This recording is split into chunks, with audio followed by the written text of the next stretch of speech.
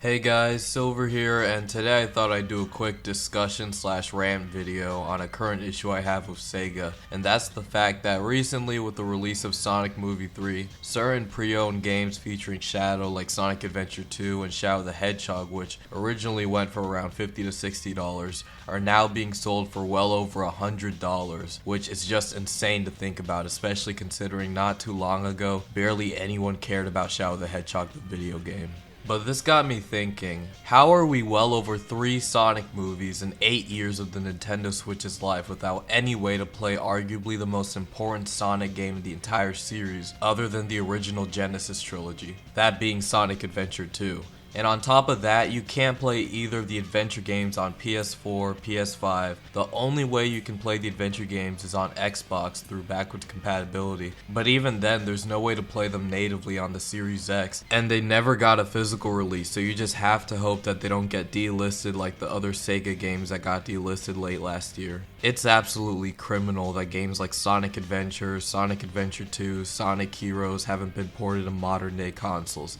especially since these aren't just some random obscure spin-off games. These are mainline entries that are essential to Sonic's history and lore. Before you think I'm overreacting, I just want you to think from the perspective of a new Sonic fan that got introduced to the series from the movies and their only console is a current gen system like the Nintendo Switch, and they want to play through the whole series in chronological order. Well, the only games they could play in that order would be Sonic 1, Sonic CD, Sonic 2, Sonic 3 and Knuckles, and then they have to skip all the way to Sonic Colors, and then Sonic X Shadow Generations, Sonic Mania, Sonic Forces, Sonic Frontiers, and Sonic Superstars. As a newcomer, you wouldn't be able to experience some of the most important moments in the Sonic series, like the introduction to Chaos and the Echidna lore, the introduction to Shadow, who's the most popular Sonic character other than Sonic himself. You'd also be missing everything surrounding Neo Metal Sonic and Silver's introduction. You also couldn't play Sonic Unleashed, which introduced the boost gameplay, and you couldn't experience the first time Shadow encounters Black Doom, who's the main villain in Shadow Generations. Now look, I'm not saying that SEGA needs to only release ports and remasters of old Sonic games instead of making new games, and I can also understand why they don't want to touch certain games like Sonic 06 or Shadow the Hedgehog, but this is just ridiculous that we barely have any way of playing the adventure games and heroes on current gen consoles, unless you either have a Series X where you can play the buggy Xbox Live Arcade versions, or you have a PC where you have to waste time downloading tons of mods just to make these ports play as good as the original. But for most console gamers as well as the general audience, you're pretty much out of luck unless you want to spend hundreds of dollars to play these games. As much as I appreciate the classic Sonic games getting remastered ports in Sonic Origins, the fact that it took them so long for that to happen is a problem, especially when this collection should have arguably came out before Sonic Mania in 2017, considering Mania is a sequel to the classic Sonic games.